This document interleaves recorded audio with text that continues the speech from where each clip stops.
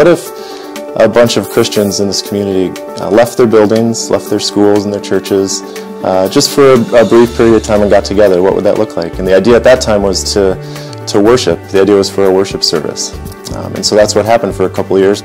The idea went from a community worship service to service as an act of worship in the community. I've got a lot of memories of Intersection. I was a student at North Central before I worked at the college, and so that was really when Intersection even got kicked off when I was a student. And I think some of my favorite memories came in that time because I was learning about what service meant in the community and making connections to local organizations.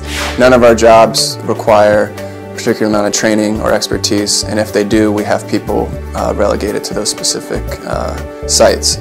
But if you don't have tools or carpentry skills or anything like that, one, if you can learn them that day, because like kind of low-level jobs. But two, there's plenty of other agencies and organizations we work with. Some of them are just hanging out with some senior citizens at an elderly home. Some of them, again, are working with children at a carnival. So depending on what your interests are, we can match you up there. If it's a new interest, it's nothing too difficult where you couldn't learn it that day. There's a huge range of projects, construction projects, rehabilitation projects, demolition projects.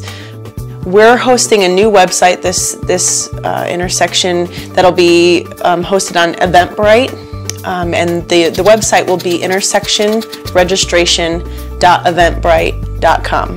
Once I got involved last year, I haven't stopped wanting to be more involved, so just by getting plugged in last year to Intersection, I've gotten more opportunities to serve in the local area, as well as getting to know more and more students.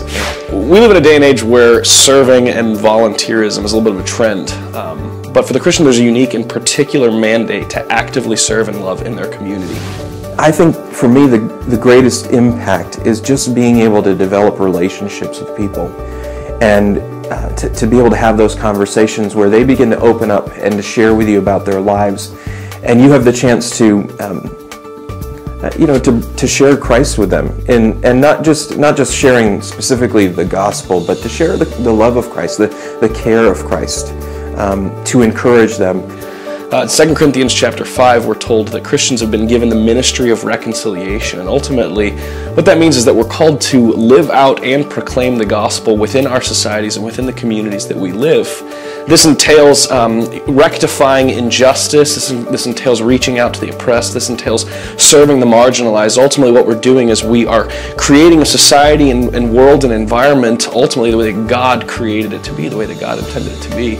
I've been really thrilled to see Grace Point over the last number of years really take ownership as people, individuals really stepping up to say, this is important, this is what we should be doing, and this is what we want our identity as a church to be known for. I think there's two guarantees. One, you're going to get something done. Two is you're going to meet great people. For Christians, I can guarantee this is the type of thing that God calls us to do. If you do this, you will be actively living out what God has called you to do.